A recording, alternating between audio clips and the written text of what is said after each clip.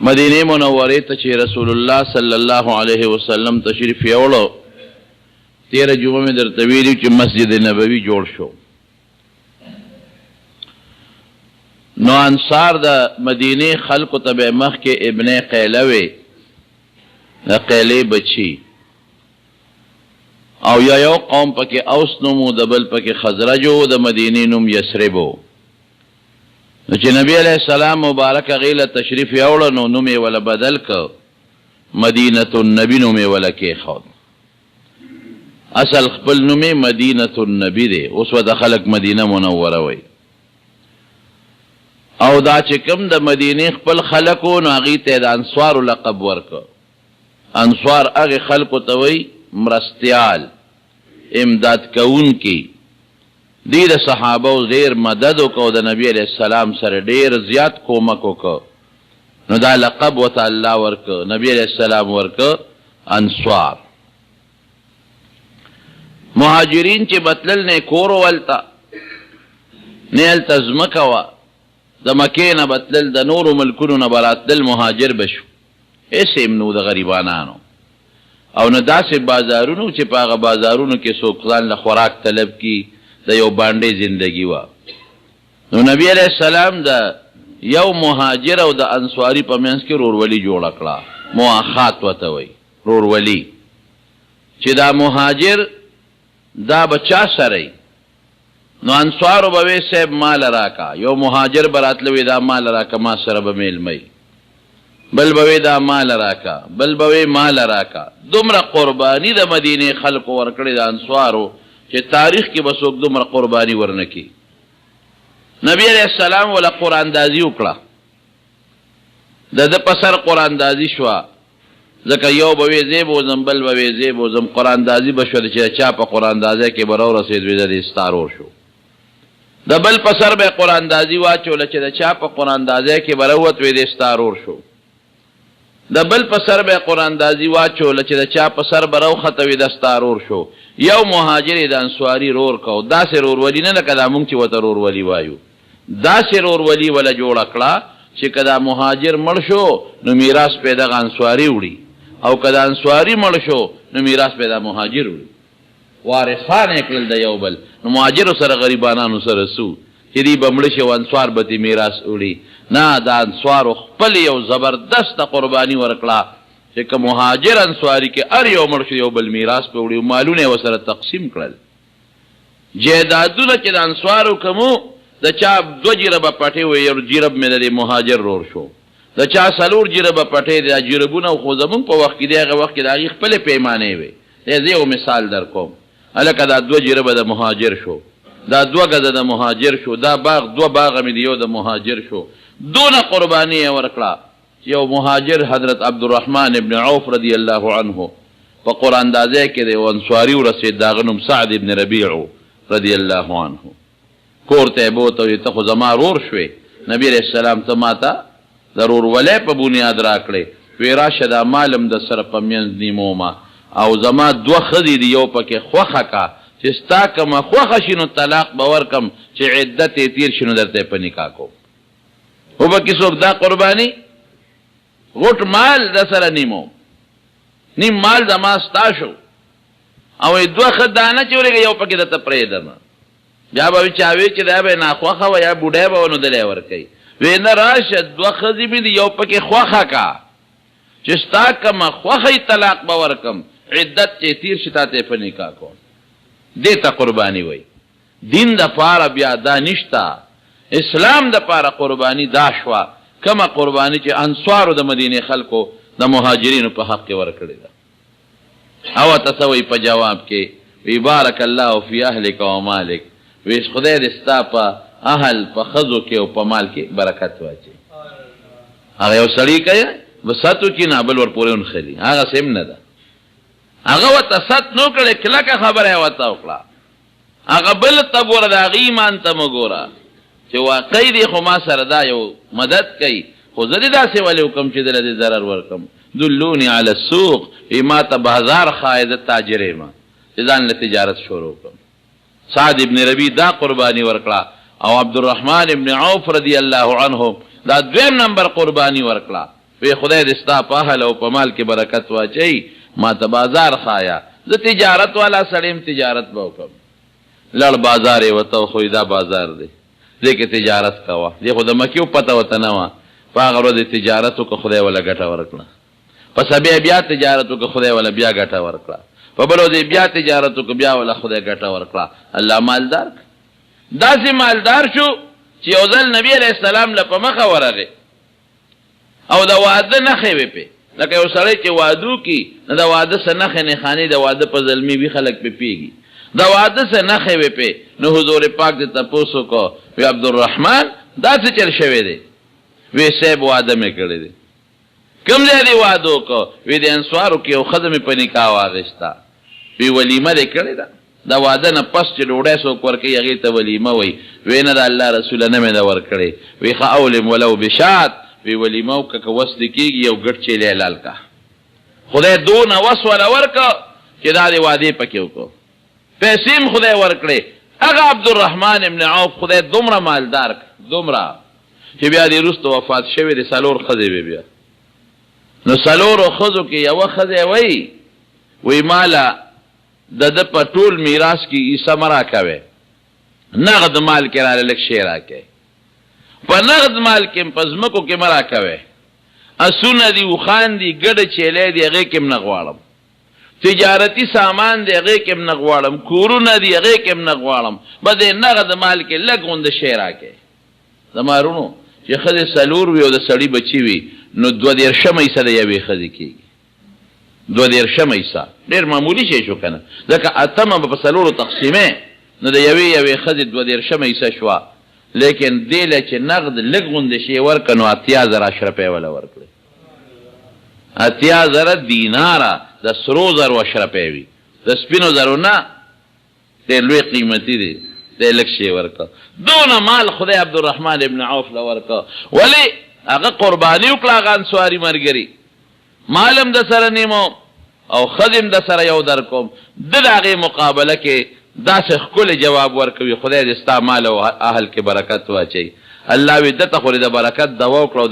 دغه د ښه درې قبوله نه کړه او دا مال دې قبول نه کړه خو زه هر څه خو زما په لاس کې دي که نه ګوره چې در کوم یې او که نه یې در کوم ښځې وله 4 ورکړې او مال یې دونه دولت ورکړه دونه قربانۍ ورکړې انصارو د مدینې د مهاجرینو په حق کې چې د هغې تاریخ په مثال پیدا نه کړي کله چې فتح شروع شوې د بنو نذیر او دا مالونه غنیمتونه رالل نو نبی علیه السلام مبارک څه چل وکړه انصار او مهاجر یې کېنول وی راشئ چې دا ځمکې د باندې تقسیم کړم خلک ځمکې د څونه خوشحالېږي نن یو مرله چې قیمتي ده د هغه وخت کې هم قیمتي وه دا نه چې ګرې ځمکه اوس قیمتي را پښتانه وي ځمکه مور ده وایي مور هر وخت قیمتي وي دا هغه وخت هم قیمتي وه نو حضور پاک وی راشئ چې دا ځمکې د باندې تقسیم کړمه انصارو څه وی نه د الله رسوله مونږ له یې مه راکوه دې مهاجرو له ورکړه د دوی نشته زمونږ شته دی له یې ورکړه نو پیغمبر علیه السلام بیا وی ښه دا چل به وکړم چې دی له به دا ځمکې ورکړم خو چې تاسو دوی له خپلې کمې ځمکې ورکړي دي پر ورولۍ کې به درته واپس کړي دی له به ورکړم خو داسې نه چې ستاسو عادي ور سره وي نه ور به کم خو چې تاسو کمې ځمکې دي نو صحابه و مهاجرو ته یې د مکې خلکو ته بیا وویې وایي دا ځمکې تاسو والې تقسیم کړئ خو چې تاسو سره د انصارو کمې ځمکې دي هغه د انصارو ته واپس کړئ دا دې ته رورولي مؤاخات رورولي ډېره موده پورې دا مؤاخات رورولي وه چې مهاجر به مړ شو انصاري به ترې میراث ورو چې انصاري به مړ شو مهاجر لکه د خپل لور د هغې نه وروسته بیا حکم راغی چې نه باس اوس به میراث دا خپل وارث نسبي وارث ته یو بل نه وړي او دا د رورولۍ میراثونه ختم شو نو دا یو رورولي او مؤاخات نبی علیه السلام جوړ کړ او انصارو په دې کې مضبوطه قرباني ورکړه او یوازې دا قرباني نه رونو مسجد نبوي چې کله جوړ شو نو مسجد نبوي کې بالکل د نبی علیه السلام محراب مبارک ته مخامخ په جومات کې یو چبوتره نبی علیه السلام جوړه کړه داسې لوړ غوندې ځای و هغې ته به یې صفه وی وی دې باندې به زما طالبان چې زما نه علم زده کوي او په دې دیری طالب چې ورته مونږ وایو دا په جومات کې یو خاص دی او طالبان پکې دیره شو دا طالبان بسوکو دا مکسر مهاجرو ځکه انصارو خو به چې د نبي علیه السلام نه کوم علم زده کو کور ته بتلل د هغې خو خپل کورونه د مهاجرو کورونه نو نو دوی به په هغه صفه کې په هغه جومات کې په هغه چبوتره صفه لوړ ځای ته وایي په هغه چبوتره به ناست و د پیغمبر علیه السلام نه به حدیث و قرآن زده کول جون دی سو د غریبانانو خو څه نو اوږې به و ناره و نور به و حضرت ابو هریره رضی الله عنه وی وی قسم دی وی اویا کسان دغه د صفې طالبان د پیغمبر علیه السلام شاگردان وی دا ما لیدلی دي چې د غریبانانو به یو لنګ و نه به کمیس و نه به ټوپی و نه به سپلی نه به پرتوګ و د پرتوګ په ځای به لنګ و وی هغه لنګ به هم دومره لنډی و چې هغه به نوم ته ایله په خواری رسېده نو وی غریبانانو به دقه دی دا لنګ نیولی و چې عورت هم ښکاره نه شي او وی چا به غنې راوړی وی په دې لنګ کې به د غنو ازغي به پکې ټومبلي و یو ځای کړی به په چې هسې نه زمونږ دا لنګ پرېږدو ښکاره نه شو نه به کمیس و نه ټوپی و نه پټکې و نه سپلی دا ژوند به یې تېره او وی مونږ به نار ناستو ډوډۍ درک په نه لګېږو وی دوه درې ورځې به مونږ ته خوراک نه میلاوېده نو ما به څه چلو که خېټې به مې دړ شروع کړو د لوږې نه نو په ځمکه به هلوړې سملاستم او په دې خېټه به مې ځمکې له زور ورکړ او وی کاڼې به مې دلته وتړه یو طرف ته او بل طرف ته او ما دوه کاڼي تړل ښي طرف ته او ګس طرف ته د هغه لوږې د دړ د وجې نه یو ځل ورته چا ډوډۍ ورکړه هغه روټۍ خوړله نو هغې کې یو اعلی قیمتي رومال و رومال باندې پوزه پاکوله دا حضرت ابو هریره د پیغمبر علیه السلام خاص طالبو خاص شاگردو 5304 احادیث د پیغمبر علیه السلام د دنه نقل شوي 5304 احادیث نو یو ځل ډوډۍ خوړه نو په هغه رومالو قیمتي پوزه مې پاکوله واه واه ابو هریره په دې رومال کې پوزه سونی وی رایاد مې شو هغه وخت چې د پیغمبر علیه السلام د منبر او د محراب په منځ کې به د لوږې د لاسه بېهوشه پروت و وی خلک به رالل زما دې سر له به یې لتې ورکولې چې ابو هریره لیونی دی لیونیانو له خلک شاټونه ورکوي وی زما دې قسم په خدای وي که زه به لیونی یم د لوږې د لاسه او بېهوشه پروت وم نو وی جړل دومره یې وجړل چې هغه ډوډۍ ترې پاتې شوه هغې ونه خوړه او یو ځل ډېر زیات اوږې شوم ما وی چې نور صبر نشته یخ خدای یو څوک نو د جومات هغه دروازه چې خلک به پرې د مانځه نه پس په زیات تعداد کې وتل هلته کېناستم ودرېدم که د چا را باندې رس وسوځېده ډوډۍ لی بوتلم سوال خو منه دی سوال خو به یې نه کوو وی حضرت ابوبکر صدیق را تېر شو وی ما ته د یو آیات تپوس وکړ وی د دې کې مې آیات ماله د هغه نه ښه راته خو دې کې مې غرض ده چې دې ما ته متوجه شي زما حالت وګوري کور ته مې ډوډۍ له چېرته بوځي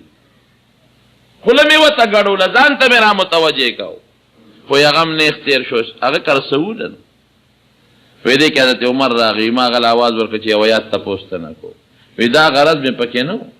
ما له آیات د هغه نه ښه راتله غرض مې ده چې دې ما ته وګوري زما دا حالت څه کې چې ته کور ته مې بوځي نوړی ډوډۍ راکړي وی هم تېر شو څه ونه وکړل وی دې کې نبی کریم صلی الله علیه وسلم تشریف راوړ وی چې دې ولیدم ما ته یې وکتل فورا یې را باندې اواز وکړه باهر ابو هریره تی ما وی راځه الحق وینا راځه وی ورپسې روان شوم وی کور ته یې بوتلم وی چې کور ته یې بوتلم بیبي نه یې تپوس وکړو چې د خوراک څه شته وی هغې وی چې او د لرګي او داسې کاسه وه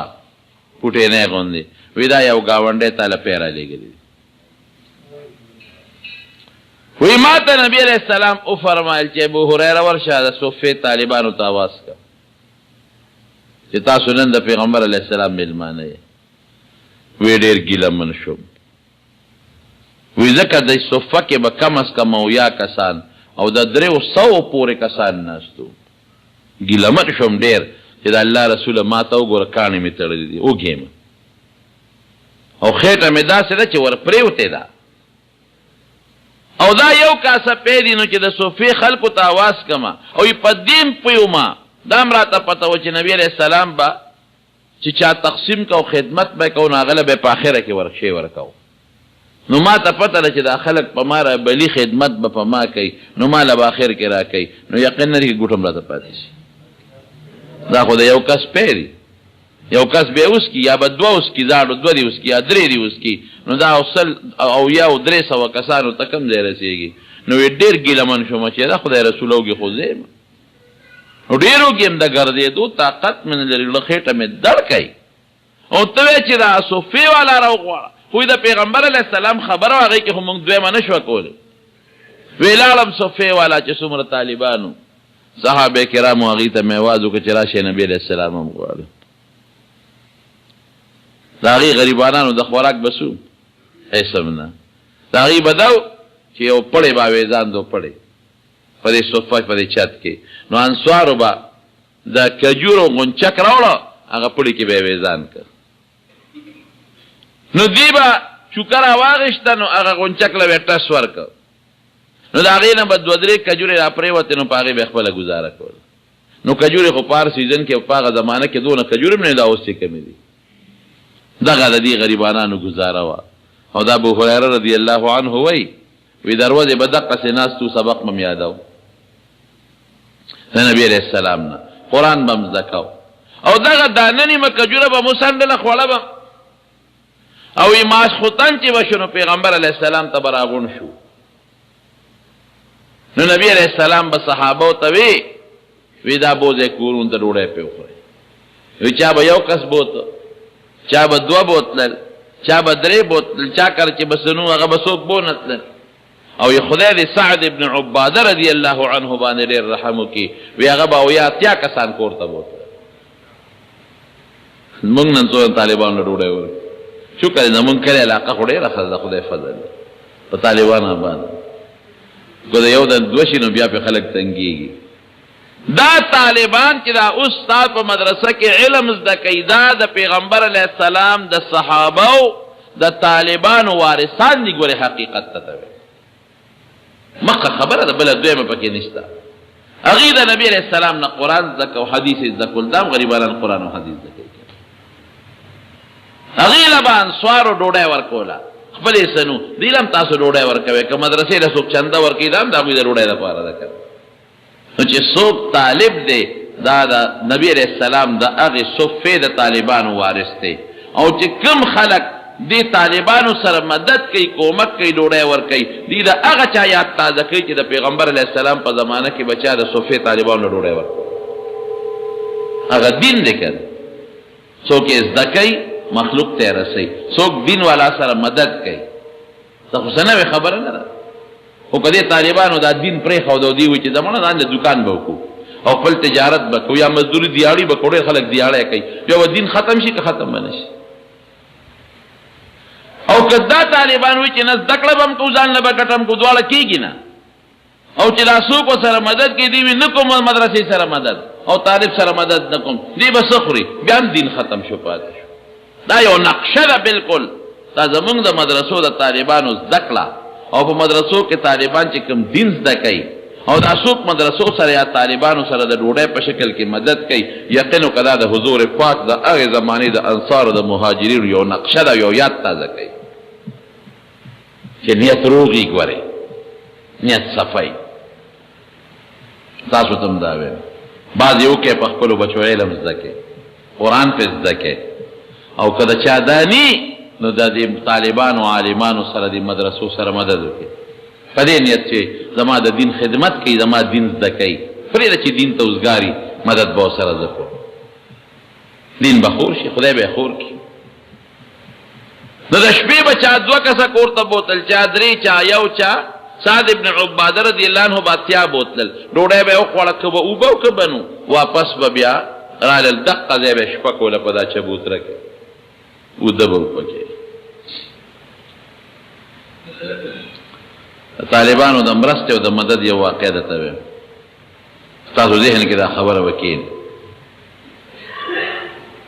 زمونږ په دې دین په دې کتابونو کې په تفسیرونو کې او تفسیر ابن جریر دا تفسیر چې چا لیکلی دا غنوم دی محمد ابن جریر او دا دوه کسه دي یو معتزلی او د خراب عقیده او یو د ښې عقیده او سم سړی د اهل سنت والجماعت سره تعلق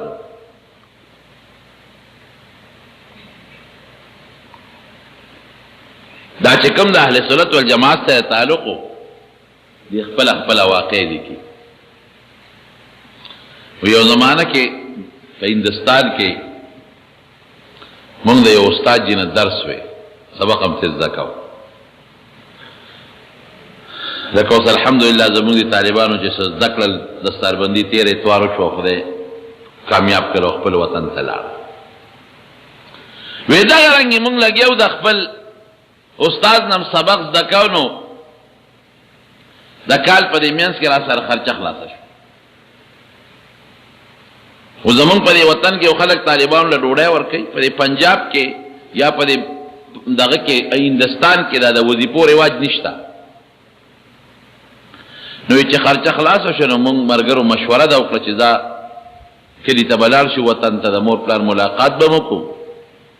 او خرچه به ځان سره راوړو نو دا باقي سبق به بیا پوره وی بسترین په وګه کړ چې د جومات نه ووتو نو د جومات مخې ته یو یهودي بوډا بابا و مونږ به کله کله سودا غشتا وی هغه یهودي بابا روت چې طالبانو څه کوي سبق هم خلاص شو رخصت شوه مونږ وی چې نه سبق هم خلاص نه دی وی څنګه دی مونږ ورته وی چې خرچه خلاصه شو زه وطن ته چې خرچه راوړو نو دا باقي سبق به بیا پوره وی خدا خرچی دا مخی تاسو زی سبق هم پورا ندی منگوی او وی زی جومات تا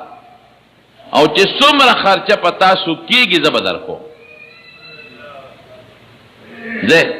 خرچه با در کو وی منگ یو بل تاو کتل چه دا خو ساتو کنو ای منوی خدای را سر خو کا او مهربانی وی چه نه مهربانی او دا پریده زی جومات تا منگ یو بل تاو کتل چه دا خو یهودی دی مسلمان نه دی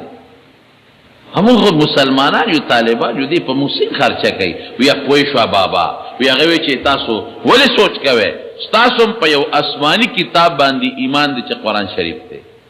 او دا غي خدمت کوي او زمان په یو آسماني کتاب ایمان دي چې تورات دی نو کتاب تاسو آسماني دی او زمان آسماني دی نو زه خالص د الله د رضا د پاره پتا سو خرچه کوي او یا بستری زمون نواغشته او په خپل جمعات ته یو وراله پرانسته ډیر خد وی بس زمون چې بس خرچه لګیدل د دکان ته بتلو وروړه باندې وی کالم پورا کو سبق هم خلاص چې سبق خلاص شو رالو ولا بابا تر خپل کتاب وګوره کپه مونږ د سونه خرچه کړی چې مونږ کلی تلار شو چې د تیرو لګو وی بچي په خرچه لیکل نه بابا ولی ما خدا الله در رضا د پاره پتا سو خرچه کړی زه په مخمخه ډیر خدلار دا ابن جریر تبری رحمه الله وی چې ډیر زمانه تیر شو و یو ځل سره د یو څو مرګرو حج تلاړو د بیت الله وی طواف هم کو چې دا کم ځای خلک طواف کوي دې ته مطاف وای دې مطاف کې تاویګو هغه زمانه کې خودم را رښنو دا اوس چې څومره رښت وی دې مطاف کې چې وکتل اوس داسې مخامخ نو دغه بوډا بابا ناشته دا يهودي شکم پراغه خو زمانہ ډیره تیره ونو پوره پیجنګلو مونږ کړی شو یہ طواف هم خلاص کنو ورل ور سره کې ناستو بابا خپکه غمه او تاسو ته نه کو وای بچو ته د هندستان خونه ویم د فلان کی کلی خونه هم داغه کلی بابا ته جمعه تو مخامخ یو دکاندار او چې تباغه دکاندار خونه ای بچو مګه دکاندار خ بابا یو تاسو ته نه کو خپه نشي ا دکاندار خو يهودي يهوديان خو حج نه راځي او ته خو د بیت الله خوا کې ناشته وی بچي او مکه يهودي ما يهودي ما ته الله ایمان را نصیب کړی دی نه دې حج راغلی تاسو څوک یې چې دونه د نږدې نه مې پیژنې زما نسب درته معلوم دی څوک یې مونږ وی مونږ هغه طالبان یو چې په نیم کال کې را سره خرچه خلاصه وه سبق نیمګړی پاتې کېده او تا را باندې خرچه وکړو زمونږ هغه سبق الله پوره کړ وی دونه خوشحاله شو چې د خوشحالۍ نه وجړل او را پاسېده او مونږ ته را تر غاړه وته او ای بچی ستاسو د مخه ماته الله ایمان را کړی دی بابا هغه څنګه وی په کومه ورځ چې تاسو رخصت شوې په هغه شپه ما خوب ولید ودیم او په خوب کې مې یو نوراني چهره ولیده یو انسان مونږ کره راغی داسې خشته مخ یې و چې د دې مخ نه داسې رڼاګانې ختې وی زه د اندازې نه پوه شم ما خو پېژنده نه خو د اندازې نه پوه شم چې دا د مسلمانانو پیغمبر دی وی ما ورمنډه کړې مې حضرت تاسو مونږ کره څه کوئ وی راته وفرمایل چې تا زما د دین د طالبانو مدد کړی دی نو تاله زیره در کوم خوشخبری در کوم د الله په کتاب کې ستا د ایمان او د جنت د تلو فیصله شوې ده ډېر خوشحاله شم وی راویښ شم ښځه مې وړقوله اوس خوب ورته وویم چې داسې ناشنا خوب مې ولید وایي چې ښځه مې وړقوله ښځه ماته ویې سړیه ولې دې راویښه کړم مې ولې اوس ما ورته خوب نه دی ویلی وی د مسلمانانو پیغمبر مې په خوب کې ولید منکر راغی او د دې مخ نه داسې پلوشې او رڼاګانې دي مې حضرت منکر څه کوې وی تاله زیرې در کوم زما د دین د طالبانو مدد دې کړی دی د الله په کتاب کې ستا د ایمان او د جنت د تلو فیصله شوې ده وی زمونږ په کور کې 14 کسانو په دا یو شپه په دې یو ټیم کې 14 واړو دا یو شان خوب لیدلی دی وی سهار لاړو ستاسو هغه ملا صاحب لا او د هغه په لاس کې ملا سور کو قیاعت هم ورسره وکړو خدای پاک ایمان را نصیب کړو همارونو عقلي خبره به درته وکړم دا دین چې دا مونږ او تاسو په کوم دین کې داخل یو چې اسلام او شریعت ورته وایي دا دین د چا دی دا د الله دی الله د دې دین دپاره پیغمبرانو د پیغمبرانو نه پس د هغه خلیفګان عالمان راولېږل دې دپاره چې دا دین رک نشي امت ته ورسېږي او دا خور شي نو چې څوک د خدای چې زما د یو مشن څوک خدمت کوي نو زما به خوښي کې به نه وي دې سیاسي پارټو ته وګوره که چې د یو سیاسي لیډر د پارټۍ څوک خدمت کوي نو اته قرباني که ته نه قرباني کوي دقه رنګې چې څوک د الله د مشن د الله د دین د پیغمبر د مشن د پیغمبر د دین خدمت کوي نو الله به خوشحالېږي که به نه خوشحالېږي نو دا دوه ډلې خدمتګار شو یو هغه ډله ده چې هغه د طالب په شکل کې لګیا د علم حاصلوي قرآن زده کوي او دین زده کوي او بل ته یې رسوي دویمه هغه ډله ده چې د مدرسو سره د طالبانو سره د عالمانو سره مدد کوي ولې چې د دوی دا ګاډې په ځای ونه درېږي که دوی ځان له دوکانداري کوي ځان له تجارت کوي خو بیا خو د دین خدمت نشي کولی زه به ورسره مدد وکړم ته لګیا اوسه کار کوه زه به در سره مدد وکړم داسې مثال دی زه یو مثال درکړم لکه یو سړی دی په سترګو په دغه باندې شل دی په خپو باندې او بره میوه وې ځان دره ته هغې ته رسېدی نه شي دې شل ته وی راشه چې په اوږه دې کړم نو میوه راوشو کوه زما لاس خو نه وررسي ستا خو خپې نشته او هغه شل دې په اوږه کوه مخامخ دې دې میوې ته اوچت کوه هغه میوه راوشو کوله نو په دې میوه کې د دواړو حصه شوه که نه شوه د هغه شو کوونکي مې حصه شوه چې چوچت کې د هغه هم پکې حصه شوه دقه رنګې چې دا علم د قرآن او د حدیثو څوک خدمت کوي د هغه میوې شو کولو والا دی او چې څوک ورسره مدد کوي مدرسې سره تعاون ورسره کوي دا هغه اوچتوونکی دی نو په دواړو په دین کې حصه شوه نو څوک طالبانو په صفه کې به دیره د پیغمبر علیه السلام نه به دین زده کو ابو هریره او د هغه ملګري او نور خلکو چې چا به تجارت کو او چا به هغسې زده کړه نه شو زده کړه ټولو کوله ګورې دا ټول انصار مهاجر ګورې ټول طالبان دي ټولو دین زده کړی دی یو پکې پاتې نه دی خو چا زیات خدمت کړی چا ولا د ډوډۍ خدمت هم کړی دی دا یو نقشه ورونو حضرت عبدالله ابن عمر رضی الله عنه فرمایي یو ځل ډېر وږی شوم دا عجیبه خبره ده ته او ډېره زیاته یخني به کېدل لکه د مدینې منورې موسم ساجیبه غوندې موسم دی خدای پاک دې ولې تاسو بوت دی کې داسې موسم دی د مدینې یو وخت به ګرم وي یو وخت به دومره یخني شي چې بنده وي خدای اوس چېرته کوټ واسکټ وشي پې واچولي یو کال ډېره زیاته یخني به ما ته چا ټلیفون کړی نو ما ځان سره واسکټ یوړ په واسکټ بیا تنګ وم د یو ملګرو زمونږ د علاقې هغه ته مې لکه واسکټ ته خو رجت نشته وي ولې بوته نشته وي دلته وکل یخني مې ته ما دا واله دا واسکټ مې درله درکړ نوې خشته واسکټ و په هغه برابر اړې خوشحاله شو او مې دا به ځان سره اوس څه هغه ځای نه بیا پیټې رول ډېر ګرانې مې دا واسکټ به سب به کسې ګرځو هغه له مې ورکا خو لاړ خو چې سبا پاسېدم دومره یخني وه چې خدایا واسکټ مې ولې ورکاو شیطان به وسوسې راچولې په هغه صدقه او خیرات یې بیا دغه کولو چې دا واسکټ دومره یخني مې وشوه نو د مدینې منورې موسم سات په سات بدلي کله ګرم وي کله یخ شي نو عبدالله ابن عمر وایي یخني مې کېده نو کوټ خو نو او نه واسکټ شته نو څه چل مې وکړ داسې به څوک څوکي یو سرمن مې راواغېسته نو په دې میاشت کې مو له سورې وکړ سرمن لا د څاروي سرمن میاس کې لکه کفن چې چاته چې د سر دپاره پکې سورې وکړي وی سورې مې پکې وکړ ځان ته مې واغوسته نو ګیر چاپېره رانه اوېزان د شوه نو په دې میاس کې مې یو پړی د کجورې د پاڼو نه جوړ کړ په هغې مې د املا کلکه ځان له وتړل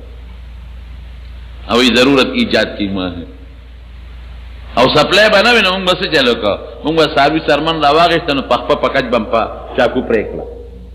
نو د کجورو پړی به م راواغېسته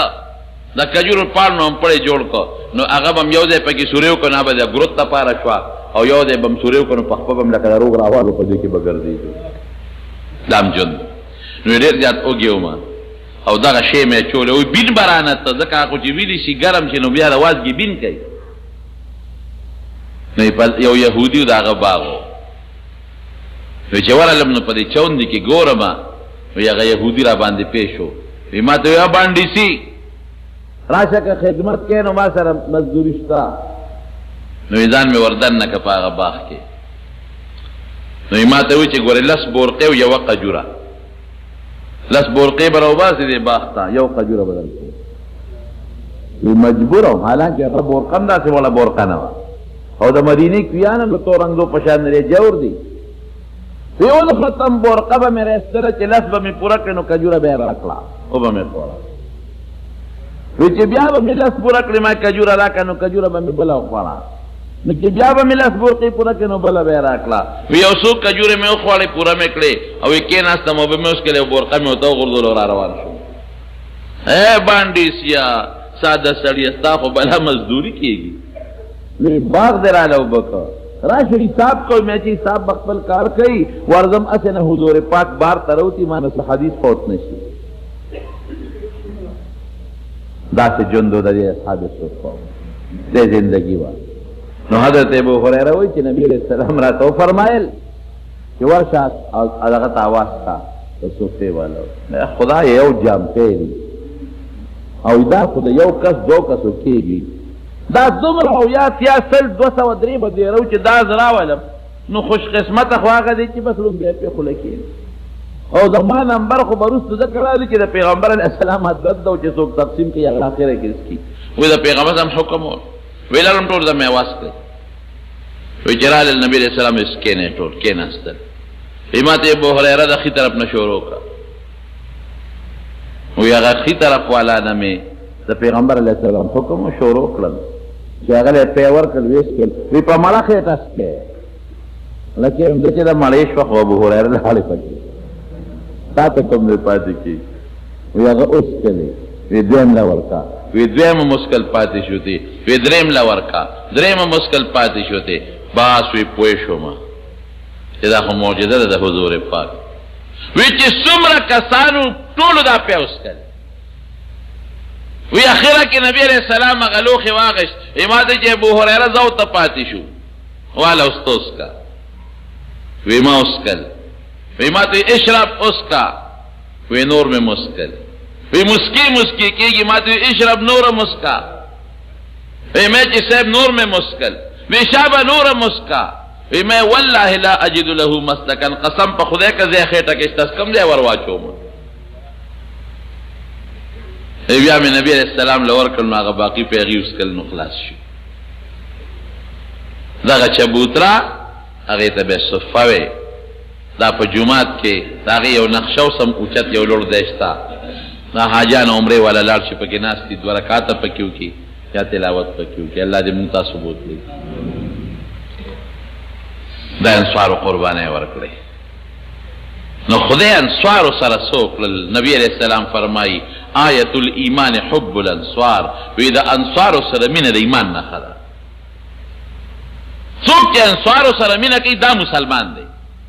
او آیت النفاق بغض الانصار او چې څوک انصار سره بغض کوي دا منافق دی یو موقع کې غزوه حنین او طائف دا فتوحات شنو پاگه که دیر زیاد مالون مسلمانانو لراله دا پیغمبر علیہ السلام خوی عجیبه شانو مکه که چه کم خلق نوی مسلمانان شو غیر دیر مالون ورکل چاله سلو خان ورکا و سقیقو دو نو چه دا حد نو تے چاله 50 ورکا و چاله زیاد ورکا و دی انصارو لے سور نکلل نو بعض لکانو خبره ترې شروع کړې 500 ورکنه وي خپل قوم له مال ورکه مونږ له را نه کړ یو سره مونږ جنگونه کول دي قریش سره زمونږ توريو سم د دې په وینو سری دي اغي له مال ورکه یو مونږ له نه راکړي نو پیغمبر علیه السلام ته دا خبره را رسیدله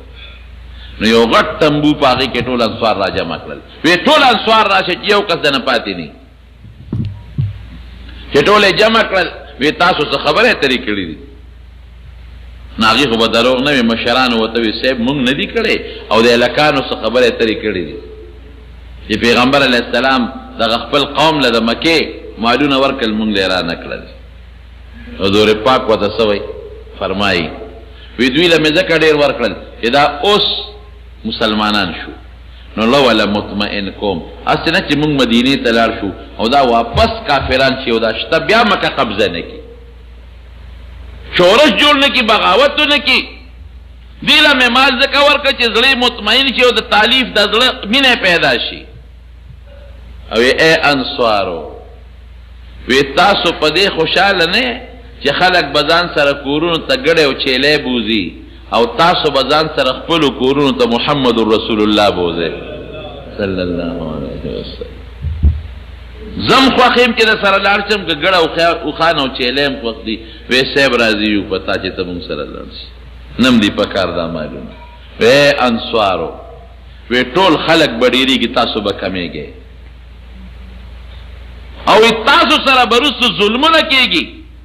وی اس فکر مه کوئ انتظار کوئ تاسو به ما سره په حوض کوثر میلاویږئ او که خلق په یوه لاره ځي انصار په بله لاره ځي نو زه به د انصارو په لاره ځم که خلق په یو دره کې دي انصار په بله دره کې دي زه به د انصارو په دره ځم او که هجرت نه وي دا مدینه کې پیدا وي زمارونو دا قربانه دی ورکړه د پیغمبر علیه السلام د بیبیانو ټول کورونه د انصارو ورکړل صحابو له کورونه ورکړل دا د مدینې منورې د هجرت نه پس هجرت نه پس په مکه مکرمه کې چې نبی علیہ السلام مبارک به مونځ کاو نو په داسې طریقه به یې کو چې مخ بیت الله شریف تم راشي او بیت المقدس تم راشي چې مدینې ته لاړ نو بیا د الله په حکم بیت المقدس ته مونځ شروع دې دپاره د یهودیانو سره په پخوانو کتابونو کې دا لیکلي شوي وو چې د آخر زمانې پیغمبر به دواړو قبلو ته مونځ کوي هم به بیت المقدس ته کوي هم به بیت الله ته کوي نو چې هغې ته پته ولګي تقریبا 14 میاشتې نبی علیہ السلام بیت المقدس ته مونځ وکړو نو په دویمه هجره کې د شعبان په میاشت کې غالبا په 15مه نبی علیہ السلام د یو صحابي تپوس ته تللی مسجد د بنو حارثه ورته وایي اوسنی نوم یې مسجد قبلتین دی هلته تللی و نبی علیہ السلام د ماسپښین لمونځ کوو خدای نه به دا سوال کو نبی علیہ السلام الله ته به لاس اوچت کړو چې خدایا مال بیا واپس هغه د مکې قبله راکې بیت الله خو بیت الله دی کنه چې خدای مونږ له بیا واپس د مکې قبله راکې دا سوال به د خدای نه کو نو صحابه په دې باندې پویو چې د نبی علیہ السلام دعا خو خدای قبلې دا قبله به بدلېږي دا هغه صحابي ته پوسې کو نو د ماسپښین وخت شو نو په هغه مسجد د بنو حارثه کې نبی علیہ السلام د ماسپښین مونځ وکړو نو 2 رکعاته مونځ بیت المقدس تکړو چې جبرئیل علیہ السلام ولا راغی وإذا فول وجهك شطر المسجد الحرام شطر المسجد الحرام بیت الله ته مخ نو نبی علیہ السلام صفونو کې لال هغه طرف ته ودرېدو او قوم مخونه واړو ورپسې شاکړه نو 2 رکعاته بیت الله ته وکړل او 2 رکعاته بیت المقدس ته کړی ورستنی 2 رکعاته بیت الله ته وکړل اوس هم حاجیان چې لاړ شي نو هغه جمعات ته مسجد قبلتین وته وایي او په هغې کې عموما خلک د برکت لپاره یو 2 رکعاته مونځ کوي نو مخکې چې زه تللی وم دقسې محراب د ډېر مزېدار بیت الله ته مخامخ او د دې اپوزیټ الټه سایډ ته مخامخ لکه دغه دروازه چې ده دغې سایډ باندې محراب خو نو خو آیاتونه یې پې لیکلي قد نرى تقلب وجهك في السماء فلنولينك قبلة ترضاها فول وجهك شطر المسجد الحرام دا آیاتونه چې کم هغه د مانځه په میانځ کې نبی علیہ السلام ته نازل شوي دا آیاتونه هلته لیکلي او د محراب یو نقشه یې پیچولې وه بیا چې زه لاړم دوباره نو هغه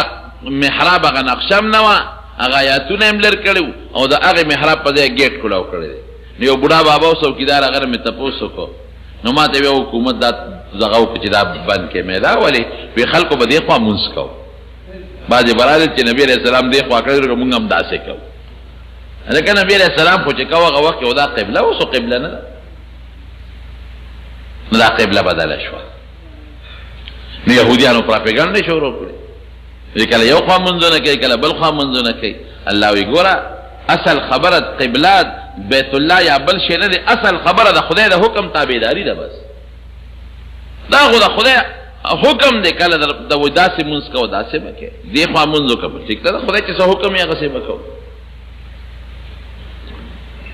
دویم دا کارو شو دریم یو بل کارو شو چې هغه اذان و د اذان ابتدا په مکه مکرمه کې خو مونځونه دي پټ کول چې مدینه شریفې ته لاړل نو جمع شروع شوه مسجد قبا کې هم شروع شو په مسجد نبوي کې هم شروع شوه خو بانګ نو یو ځل نبی علیہ السلام صحابه د ماسخوتن د مانځه نه پس کېنول میټینګ دپاره وی کېنئ چې کېناستل وی یاره څه داسې مسله پکار ده چې مونږ پې خلک مانځه له رابلو څوک یو کس پکې پاسېده وی صاحب زما خو دا تجویز دی چې اور به بلو د مانځه په وخت کې به اور بلو نو چې لوګي یې بره غرغنډه خلک وویني نو مانځه له به راځي نبی علیہ السلام نه اور خو د مجوسو کار دی مجوسیان د اور عبادت کې دا کار نه کوي اور له دخل نه ورکوو په خپل عبادت کې بل کس وی صاحب ټلی به وو ټلی به ټنګو نبی علیہ السلام دا خو د عیسایانو کار دی بل وی صاحب خکر کې شپېله کې به پوکې وو وی نه دا خو د یهودیانو کار دی هغوی خپل عبادت له په دې رابللی یو بل صحابي وی صاحب اواز به کوو که نه چې الصلاة جامعه چې خدای مو بخه د مونځ وخت دی راځئ وی دی په دې فیصله شو صحابه خواره شو چې خواره شو یو صحابي دی حضرت عبدالله ابن زید ابن عبد ربه هغه یو خوب ولید راغی نبی علیہ السلام ته الوی وی صاحب بیګا مې خوب ولید چې خواره شو مونستانه کور ته لاړو وی ودیما او په خوب کې وایم چې د مدینه بازار کې ګرځم یو سړي سره ټلی ده خرڅی یې زه ورغلم ما یې د خدای بنده دا ټلی خرڅی وی هغه راته وی چې او خرڅوم خو څه پسه کې وی ما ته چې مونږ به پې خلک مانځه له رابلو وی ما ته چې یو ښه شی راته نه ښیمه اوس په خوب کې راته سړی مې وښایه راته که نه په دا بانګ یې راته وښو الله اکبر الله اکبر الله اکبر الله اکبر تر لا اله الا الله پورې.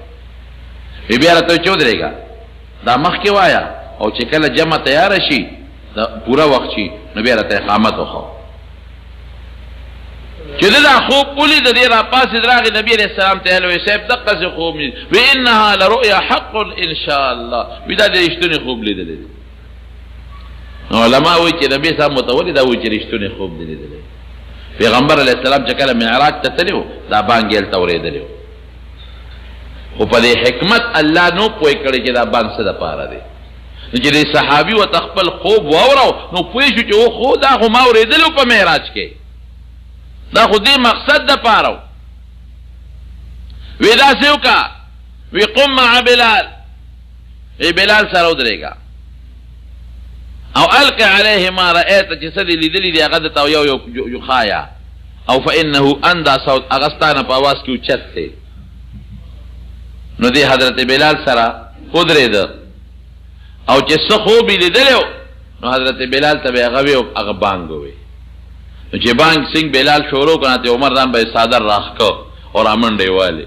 وی زما دې قسم په خدای وی پیغمبر رښتونه پیغمبر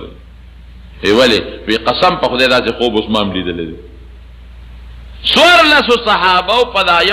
یو شان خوب لیدل دي او پیغمبر علیہ السلام تصدیق مکو نو دا په لومبه هجره کې دا بانګم په مدینه منوره کې شوروش مدینه منوره کې چې کوم نور جمعهتون او هغه کې هم د مانځه لپاره بانګونه ویل کېدل او مکه مکرمه چې کله فتح شو لومبه بانګ په مکه مکرمه کې چا ویل حضرت بلال رضی الله عنه ځکه مکه کې خو بوتانو 360 بوتان په دې مطاف کې ولاړو نو چې مکه پته شو نو نبی علیہ السلام سره یو لرګیو یو چوکاو وسره بوت به پیواو او جاء الحق وزهق الباطل ان الباطل كان زهوقا جاء الحق وما يبدل باطل ولا يعيد دا به دوباره بیا نشي دا باطل دا دین نو بیا چې کله بیت الله صفا ک دنم صحابي وردن نکو بیت الله دنم پاک کنو دنم پکې بوتان واغې تر وستل نو بانګ بوسوي نو بلال پسې ګرځیدل نو دی راوس بلال بانګ به وي خسه په کوم ځای به چې کوم ځای تا حکم وکړ په بیت الله سر توخه جو په سر د پاسه بانګ وای حالانکه د بیت الله په سر د ضرورت نه بغیر ودرېدل مکروه دي بر سر ته وخی په دې بانګ وای نو چاروس حضرت بلال نه تاسو کو استاد ذهن کې داو چې دالو دا بانګ بړوم به پتا وای وینا ایمه چې ډېر نږدې صحابه دي زمانه ډېر قریبي لوی دا بانګ خدا په بیت الله کې لومبي بانګ دی دا به نبی علیہ السلام پاغي وي خو د پیغمبر علیہ السلام عجیب انصاف کو ځکه مالدار ته بل ته نه ګوري چې د پیغمبر علیہ السلام د جمعات مؤذن حضرت بلال دی غریب دی د رنګه تور دی جبه کې لکنت دی خدا غزه مؤذن دی نو دا ډیوټي هغه تاسو پاره او بیا چې صحابه لاړل د مکه مکرمه نه یو بل صحابي دی حضرت ابو محذوره رضی الله عنه هغه ته بیا د مکه مؤذن هغه مستقل جوړ کړ همه عجیب داستان دی چې نبی علیہ السلام په لار را تیرېده واپس حنین او تاس فتح شو راته د مکه خوا کې یو ځای کې پړاو کړو دمه کړو حضرت بلال بانګ وی د ماشومان په خې کولې واړه ورته کوي کنه چې څنګه هغه आवाजونه کول دی وړم په خې کولې واړه د کلو خلک چې کمال تکم کلیو نو نبی علیہ السلام صحابه ته دا واړه ونیسه نو وړو منډه نو یو کسې پکې راونیو نو کورونو ته تختې دی یې پکې راونیو دا ابو محذوره رضی الله عنه نو چې دې څنګه راونیسته نبی علیہ السلام ته پیش کوي چې دا یو پکې راونیو باقي کورونو ته تختې پیغمبر هم هغه بچي چې دا په خیر د مؤذن کوله شابه وایا ناغه الله اکبر الله اکبر الله اکبر الله اکبر اشهد ان لا اله الا الله اشهد ان لا اله الا الله اشهد ان محمد رسول الله اشهد ان محمد رسول الله نو پیغمبر علیہ السلام ول په سر او په سینه لاس راخ ودا اشهد ان لا بیا وایا نو د بیا وی اشهد ان لا اله الا الله اشهد ان لا اله الا الله اشهد ان محمد رسول الله اشهد ان محمد وی چې دا مې وی پیغمبر علیه السلام را لپسر او پسینه لاس راخ کو په اسلام می پړه کې وردن نشو او کافرو کړ پړه کې وردن نشو ایشاب الله د بانک خلاص کا نو وی چې بانک می خلاص کې مې الله رسول ماته ایمان خای مسلمانې خدای مسلمان کو وی زړه مکه مؤذن می کړ نو اذان د هجرت نه پس دا اذان مقرر شو په جمعات کې او بیا ځای په ځای په مدینه منوره کې نور جمعاتونه هم جوړ شو واړه مسجد د بنو سلمہ مسجد د بنو حارثه مسجد قباء خو د مخ کې نو او مسجد نبوي برکتونه خدای څومره ورکړل دې دې نه لاړل مدینې ته مکه ته پاتې شو بیت الله ته پاتې شو خدای څونه برکتونه ورکړل په مدینه منوره کې یو منځ یو په 50,000 ولا خدای قبول اوس یې ماغه حکم دی یو منځ یو کې یو په ذر یو روایت کې بلکې یو په 50,000 لکه نور زینو کې 50,000 منځونه کې او عمره ته پاتې شو نو چې مسجد قباء ته څوک لاړ شي او 2 رکعات نفل پکې وکړي نو الله د عمره ثواب په ورکړي دې برکت شو او بیا د حضور پاک جمعات کې د جنت ځای د جنت نبی علیہ السلام فرمائی ما بین بیتی و منبری روضت من ریاض الجنہ وی دا ما دا کوٹی او دا منبر پا مینس کے چی کمزیری دا دا جنت دا باغچو باغچا دا نو دیری وجه علماء وی چی سنگ دا جنت باغچا دا یو وجه دا دا چی دا زبکا با اللہ دا قیامتنا پرود راوالی پا جنت کی بے کی نو دا اکثر دی خپلو دوستانو تاویم ام چی پر ریاض الجنت کے دعا کوي نو دا وایي چی خدایا په دنیا کې د جنت زمکه تراوستم په آخرت کې به د جنت زمکه ته بوز او زما منبر د حوض کوثر په غاړه پروت دی د قیامت پر ورځ به دا منبر او د ازمکه خدای والی د حوض کوثر په غاړه به کی قیمتي زین دي چې سړی پکې مونږ کوي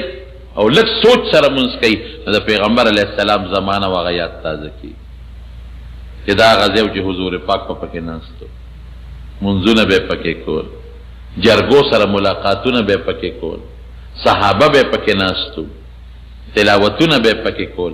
حضرت جبريل براته فرشتي براته ملاقاتونه به پکې کول مدینه منوره ډېر مبارک ځای دی خدای دې وته مونږ تاسو بوتي او په باز استنوي لیکلیم دي استوانه ابي لبابا استوانه السرير استوانه الحرس استوانه المخلقات په باز لیکلم شتا نو رشتیا خبره کوي چې چا کې ایمانی کنه او د پیغمبر علیه السلام محبت او عشق پکې وي د مدینه خوره بوته د جنت خوره او مدینه منوره بوته ډېره برکتي زمکه ښکاري او دارنګه مکه مکرمه چې زموږ د بیت الله سره تعلق دی دا څو خبرې مې د نبی علیه السلام د سیرت په باب کې د هجرت نه پس د سیرت بیان مې شروع کړو چې د هجرت نه پس د نبی علیہ السلام مبارک څه حالات وسو هغه بیان درته وکړو رب العالمین دې زموږ رضا شي خدای چا چې د دین لپاره مهنت کړې دي کانصار دي که مهاجرین دي او که په دې زمانه کې دا وی یاد څوک تازه کوي الله د آخرت لوی مقامات او درجه ولا ورکړي دوه کې مریضانو ته الله ولا شفا ورکړي څوک قرضدارانی قرضونه اخلاص الله که څوک په پریشانو په ټینشنونو کې مبتلا دي خدای هغه پریشانې ټینشنونو په خوشحالو باندې بدل کړي بعضې دوستانو په ټیلیفون دعاګانې غوښتې دي دعا الله چې څه حاجتونه دې وله قبول کړي بعضې دوستان زموږ لرې لرې ځای نه راغلي دي خدای ته یې د زړه حاجتونه پوره کړي یو مر مېلمه شب قدر راغلي دعا غواړي الله ته وله دعا قبوله کړي خدایه زموږ د پیغمبر علیه السلام وروړلی شوي دین نصیب کړي الله د ګناهونو نه په امان کې وساتي که کم کړي تې راته معاف کړي الله توبه هم قبول کړي خدای ته زموږ نه راضي شي الله د مسلمانانو اتفاق نصیب کړي خدای که د چا منځ کې روانې بغضونه دشمنۍ پر هغو باندې بدله کړي د دنیا او د آخر خیر او ګټې هم نصیب کړي او د دنیا او د آخر د شرونو او د فتنو نه هم په امن کې وساتي آخر وخت کې په خپل دا کلمه نصیب کړي لا اله الا الله محمد رسول الله دا صابون کې د خنزیر چربي چې کم صابون کې د خنزیر چربي استعماليږي او تا ته پته د هغې استعمال منع دی حرام دی بعضې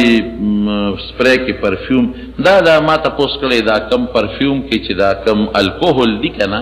دا هغه شراب والا الکوهل نه دي ښه دا په دې دغه کې م استعمالیږي په دې هوموپیتک دارو کې د ماښام مونځ اذان پسې پیوست کول څنګه دي ماښام مونځ چې وکړې نو اذان وکړې نو پیوست پکې که لږه معمولي غوندې وقفه زمونږ فقهاو لیکلې ده چې داسې لږه غوندې په قدر د یو درېو څلورو تسبیحاتو لږه غوندې وقفه وکړه چې دا باغ دي وي چې څوک یې ووري چې هغه جومات ته راشي زیات انتظار به نه کوي بیا مکروهه وخت داخلېږي